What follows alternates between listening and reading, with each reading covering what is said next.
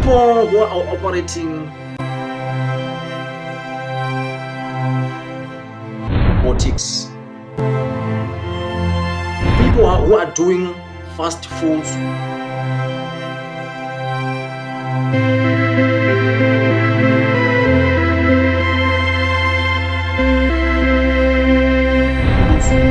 in Zimbabwe.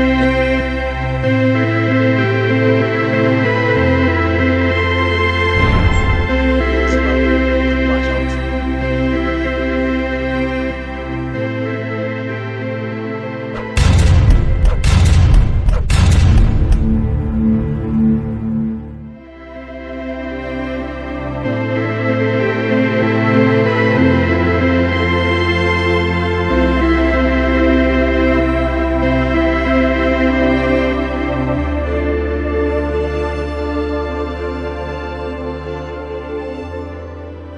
We have been in business for quite a long time.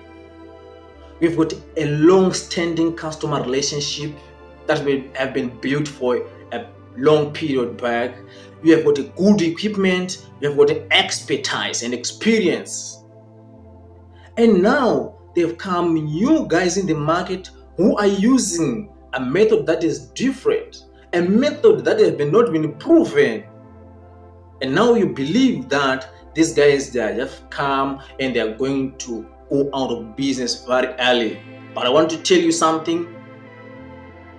These new guys who are coming in business now, they've got chance to take the whole market with Suprise. I want to tell you, people who are operating boutiques need to watch out. People who are doing fast foods in Zimbabwe, they need to watch out. Operators of restaurants, they need to watch out, and many others whom I am going to talk about in this video. So don't go anywhere. If you want to venture into business, or if you're already in business, I've been traveling, I've been dealing with different business people, I've been dealing with the different types of business. These are some of the things that I've been observing for a long period.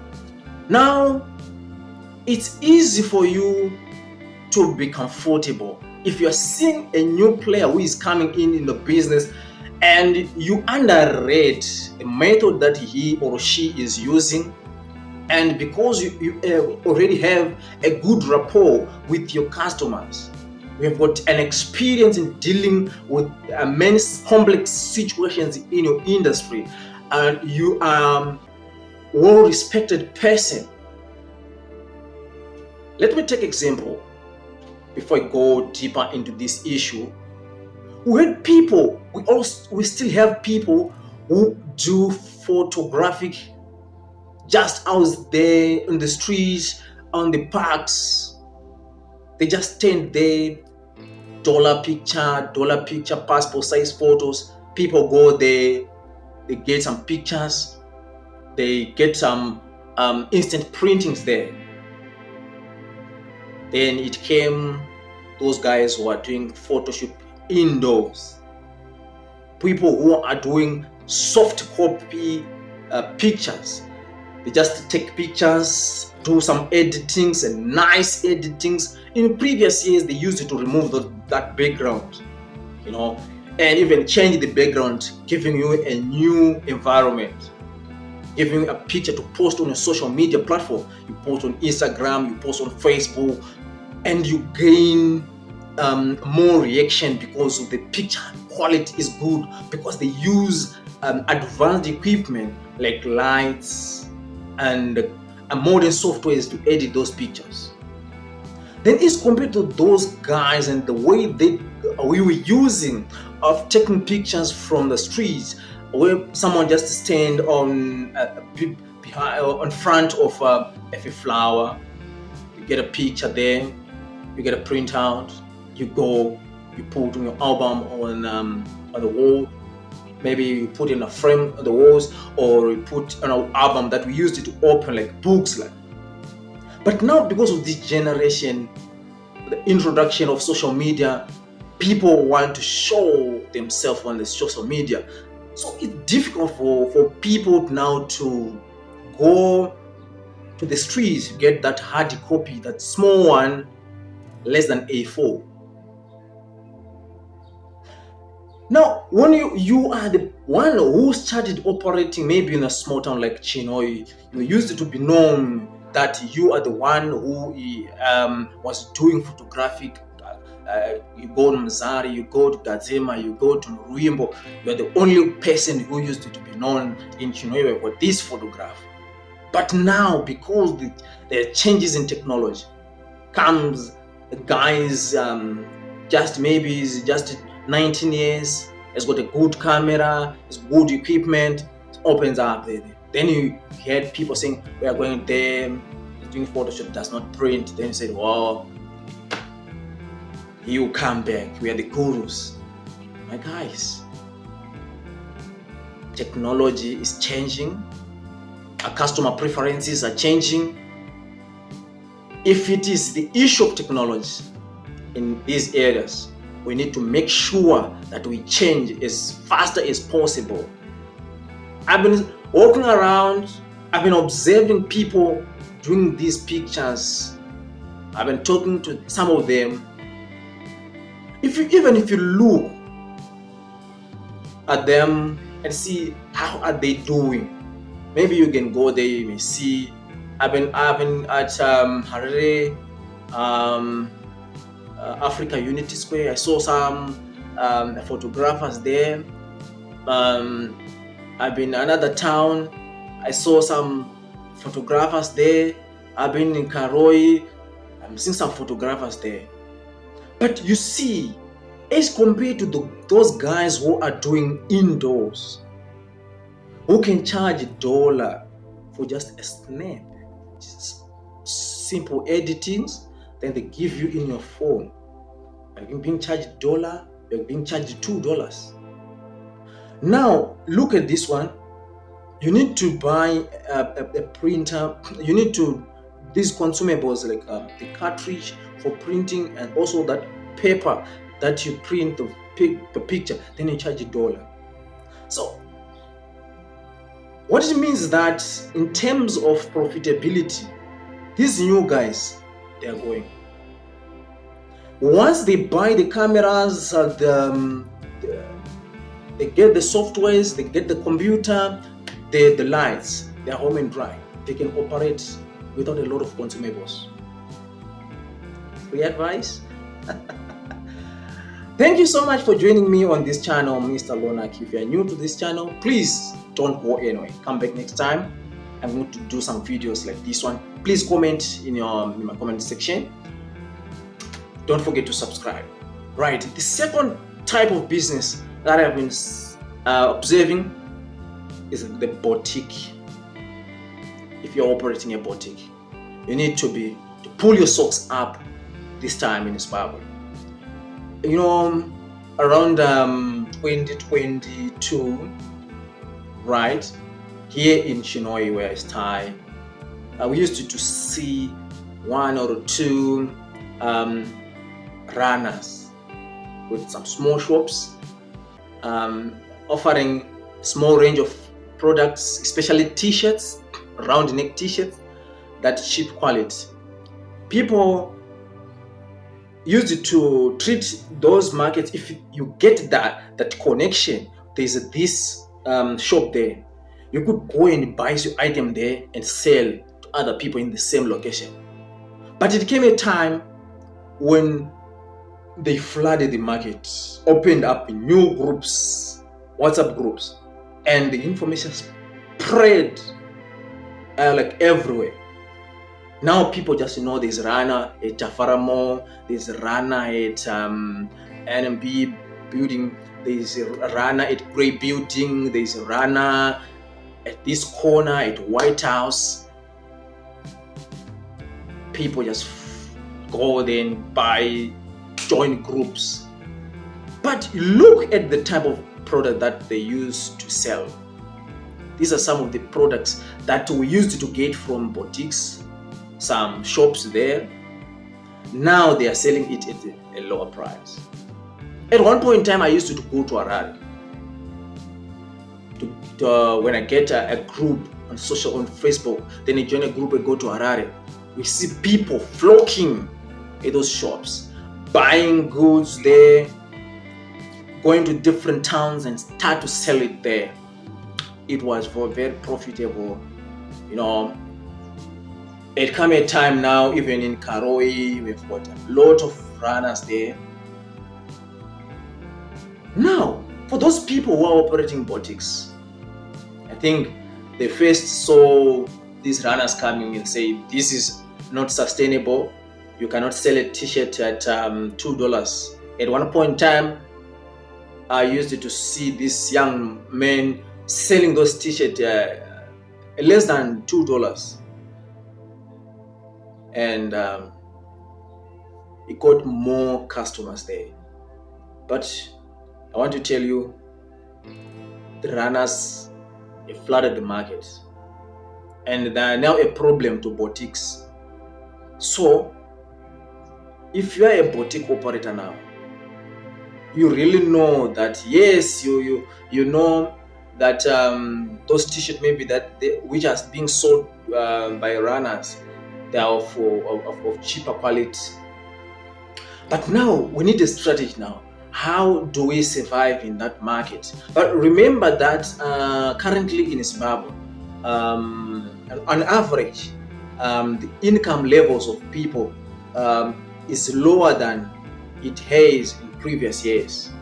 So in terms of a behavior of customers, when income decreases, people prefer to buy cheaper quality goods, because what they want now is to make sure that they have all those things, even if they are of cheap quality. Take into consideration what happened when these Chinese goods came here in Zimbabwe. People used to mock them, yeah, you're wearing a Chinese. But we later discovered that when our income decreased, we used to go there now, to flock there. Because if you buy a small shoe there, a push, maybe $1, you can go for a short time, yes, maybe for 3 months, you've got that shoe, you throw it away, you go again and buy one, because they've got little income. So now for the boutiques now, we need to make sure that we pull our socks up to make sure that we survive together with these runners. Because from my own point of view, these runners are not going anywhere. They are here to stay, so you need to make sure that we survive together. But we need strategies now. Number one strategy that I think is, I believe that as Zimbabweans, and from what other people used to say, we charge exorbitant prices. If you get something maybe from Tanzania, we get it maybe $2. We may come here and sell it at $10. This is what I heard some people saying. We get these things at this price, but we come here and sell it at this price. I'm not saying this is what the boutiques do, but these are some of the things that some of the Zimbabweans do. Right? They make abnormal profits. So now, because these runners are here, maybe you are seeing them, they are selling a shirt at $7, at $6, a formal trousers at $6. They may be of lower quality, but because people want cheaper goods, even the lower quality ones, they will accept. So if you're now getting those quality items, and you really understand that the majority of people who are living in your community, they are middle and lower income earners,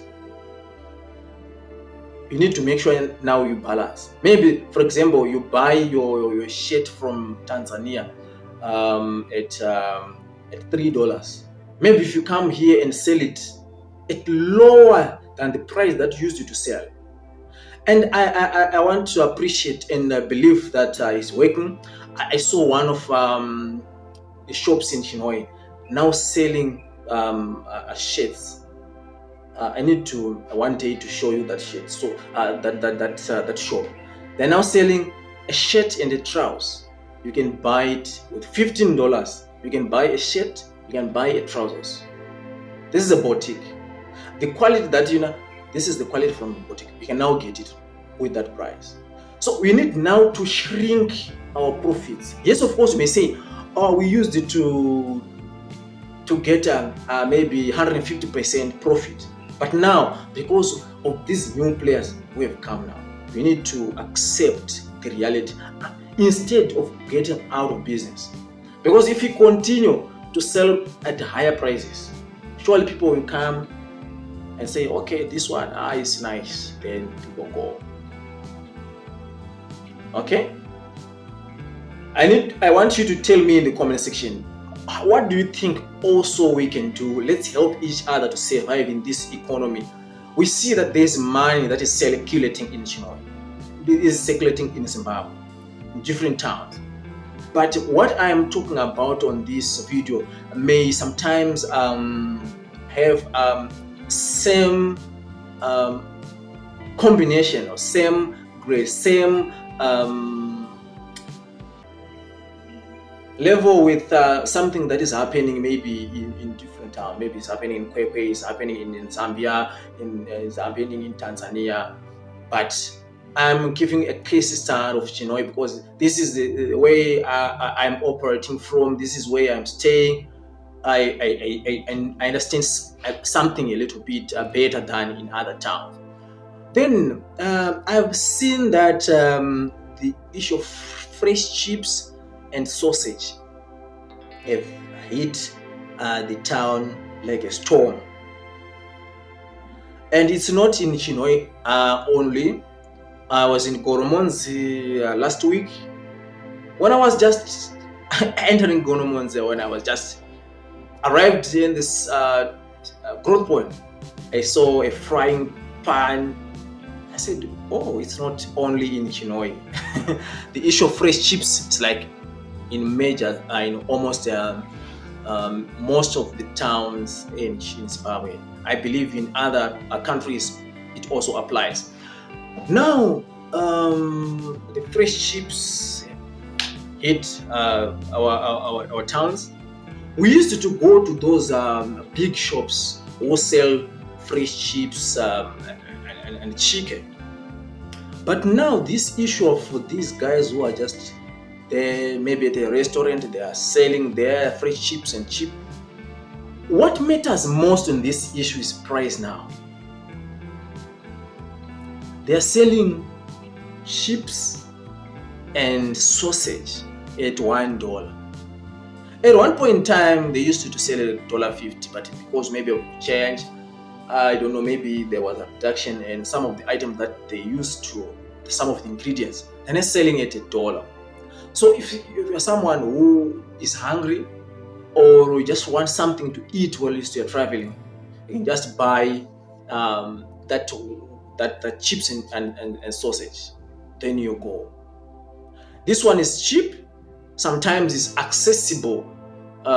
Maybe if you're just passing by the road, you can just buy there and you go. Now, this has come as a problem to those conventional and traditional fast food operators. Because now if you're selling now, if you have got a big shop, you're now selling your one piece at $3.50. Then outside there, someone can get it at $1. Yes, of course, customer preferences in terms of hygiene, in terms of quality, presentability, it affects. But now, those people who are giving mind to those people who are on the roadside, or those people who are just in the canteens and restaurants who are selling $1, matters to you in terms of some of the sales that you could have grabbed. You know, if sometimes you have got no way to buy, or if it is the same, if you go outside there, you come here, it's the same. Many people can opt to come to your shop. So now those big shops, they need now to be worried enough and to find ways to accept those customers who are selling fresh chips and chicken, fresh chips and chips at $1. And I'm happy that in one of those small towns, I saw the big companies selling those chips and sausage at $1, right? But in other towns, I'm seeing they're still selling at $3.50 only. Let's get fresh chips and sausages at $1, or else we need to offer something also that is cheaper, right? Yeah, like what I said, is most Zimbabweans, the majority of them, they are walking on the street there. They maybe have some dollars, some $3, some changes there that they can just spend for smaller items. So if that money comes to you, it will be good. So sometimes you may think they are just coming and they are going. And to make it worse is that those fry pans, they are being produced almost like every day, and they are coming and people are buying, making it very difficult for this type of business to stop very soon, or even if it is going to stop later, they could have taken a lot of money from the market that you were supposed to grab, right? And to those people who are doing these small chips and fresh chips, and sausages, I would love to encourage you to modernize fast, to improve very fast, right? Because you may look at some of the things that you are doing, which are sometimes unsustainable. In terms of sometimes you may see people maybe just selling outside, which sometimes if the local authority comes and say you don't operate from this place, it may be a problem. So you need to invest now in maybe getting somewhere to operate from, so that you continue offering your product at $1 because it's cheaper. Then you improve in presentability, right? There's this another market. There is the issue of magazines. At one point in time, I went on to think of starting a magazine, a hard copy, thinking of advertising. And first of all, I want to appreciate those people who accepted my request and my offer, my business plan.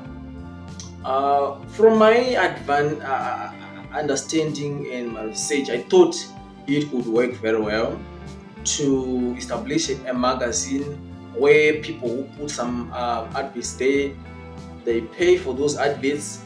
Then I do designing, I do printing, and I do publishing, distributing those magazines for free to the business community, to other people. At one point in time, I started with I think around 200, if I'm not mistaken. Then I had a plan to do 1,000, so that I distribute between Chinhoyi, Bangit, Karoi, Lansden, Magunje. On the first batch, I did very well. People paid me. I paid the costs. I distributed Bangit, Chinhoyi, Karoi, Magunje. Then later on, I did my analysis. Most of those people whom I advertised for, I think they did not get much of the customers from those adverts, because people actually, they are no longer reading much. They are no longer interested in doing the same that old people used to do, buying a newspaper, buying a magazine, start to read from one end to another. I tried to distribute those magazines from to other places like pharmacies, um, doctor surgeries, and other public places where some people would just get the magazine and go. But after launching the new episode, the new season, I want to say on magazines with first issue, when I launched my second issue, in fact, some people came, they paid up, but later on I realized, no, yes, I can do this one, but actually it may not go anywhere. Then I refunded those people and said, no, let me try to do something. People, I would like to thank some people who encouraged me and said, look, you can do digital marketing, go there, social media, start to do advertising marketing. This is where people are now staying there. So now in this generation, also in this time, some people may sometimes who may tempted to go into business like printing magazines, starting from now. I've got people whom I know and some papers who which I used it to see that they are no longer on the market. People are going online. You go and see some people who are doing some skits there, people who are doing some drama, people who are doing news online, they're getting more views per hour, they're doing more views per day. Because this is the generation of people who want to hear things, people who want to watch than to read. And so I think for this time, if you are interested in doing marketing, if you are interested in distributing information, it's very wise to do it videos, to do it online. And you thank me later. So that's why I then started to post content on YouTube.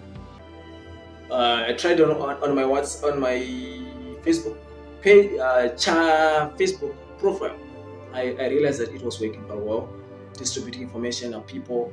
If I post here, people in Bulawayo, people in Harare, people outside Zimbabwe, they could just see it. Then I opened my YouTube channel, though it did not just made a boom in subscribers, but bit by bit, from around July, I had around 22 subscribers from my analysis that I was checking on my computer there.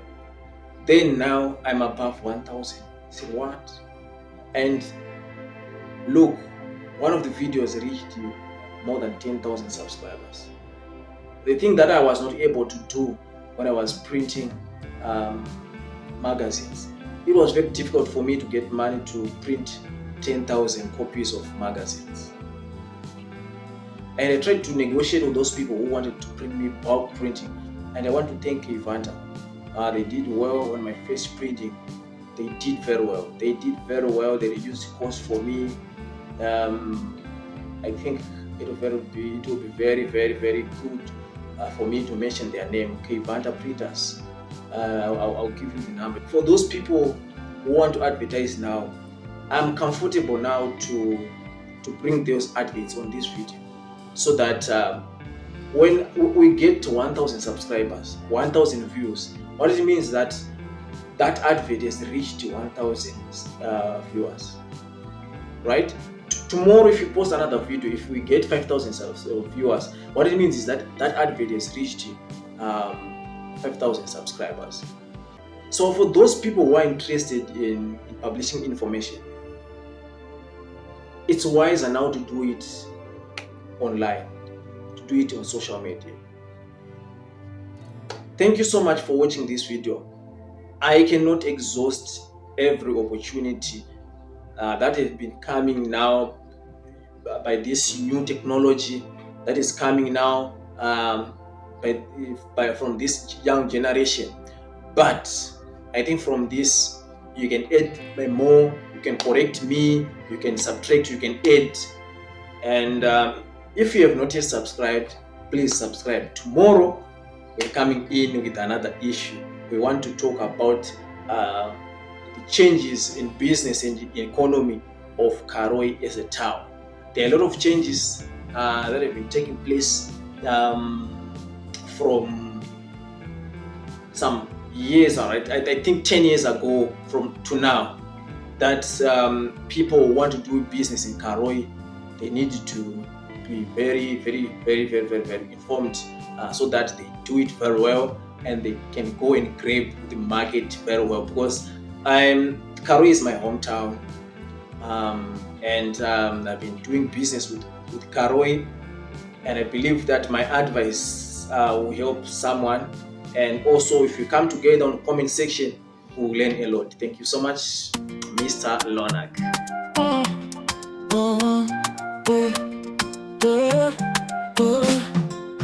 Pakati pe usiku hapo mimvuri no kura big lead security no mira ya kasimba tinopindura kudana kwenye mazisuwe kwa kafanana ne makamera Bopato kuona uya hatira ya babasa 24 hours itaka kuchengetai Bisitiri barindire usiku nesikati kuchengeta zitoro migodi Zimba minda uya mahali pa kufanga mumigwa kwa big lead security shangwari no gara ya kakufukizaya Big lead security isuti cha kuchengetai ini makachengeteka uya makachengeteka hapana mupandiki anokona kudambura ukama weduneni